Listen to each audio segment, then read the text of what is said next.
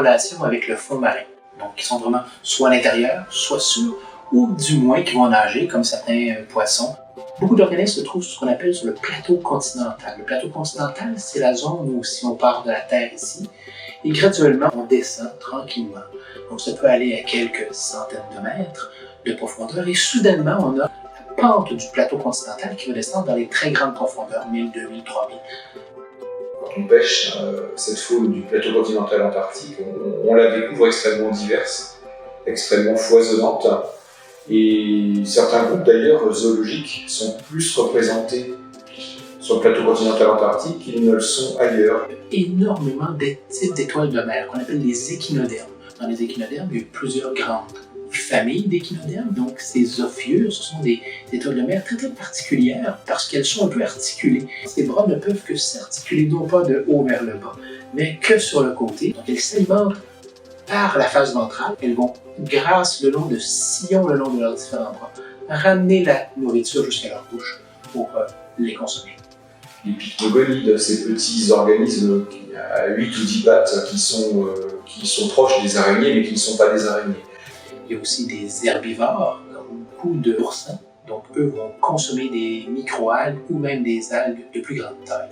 Les bryozoaires, des organismes coloniaux qui vivent ensemble dans des constructions qu'ils fabriquent. Il y a aussi des poissons qui peuvent être des organismes benthiques.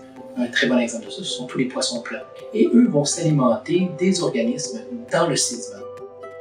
Si les animaux survivent à cet endroit-là, c'est qu'ils sont très bien adaptés. Par contre, il y a des contraintes. Ces limites-là sont justement la nourriture. Souvent, on a besoin de s'alimenter. En Antarctique, on n'a pas la lumière toute l'année.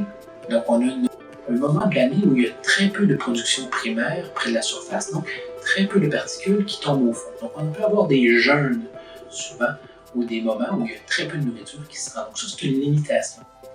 Une autre, bien entendu, c'est pour l'espace, parce que les animaux vivant sur les plateaux continentaux ne peuvent pas soudainement se déplacer dans un immense fossé et puis ressortir de l'autre côté. Donc, il y a des barrières naturelles qui ont empêché la dispersion de certaines espèces. Donc, ce qui fait que l'Antarctique a plusieurs espèces qu'on appelle endémiques, qui ne vivent que autour de l'Antarctique. Beaucoup d'espèces écologiquement diversifiées, avec des individus en grand nombre, qu'on ne trouve que là et qui ont une origine unique. C'est ce qu'on appelle une bouffée d'espèces.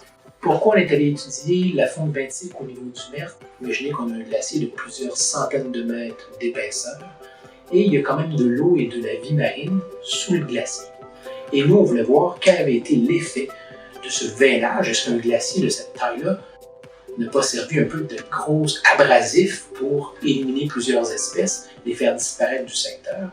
Prendre entre guillemets le maximum d'informations sur cette faune dans un écosystème qui vient juste d'être perturbé pour pouvoir revenir après de manière périodique et voir comment ça change, comment ça se réadapte. Il peut y avoir des gros changements dans les populations, il peut y avoir des gros changements dans les écosystèmes suite aux changements dans les courants qui peuvent être causés par des vélages d'iceberg comme ce qui s'est passé au niveau du Mertz. L'utilisation d'un sous-marin téléguidé comme Ropos, donc ça nous permet de cibler nos endroits. C'est un appareil qui est non intrusif, donc souvent on peut sélectionner ce qu'on veut échantillonner, d'avoir une vision très très générale, c'est d'emmener nos yeux à nous sur le fond marin, ce qui nous permet beaucoup plus de visibilité et une plus grande compréhension du milieu. Donc ça nous permet d'aller dans des endroits qui sont encore très très peu explorés avec les méthodes traditionnelles d'échantillonnage. Donc un net avantage.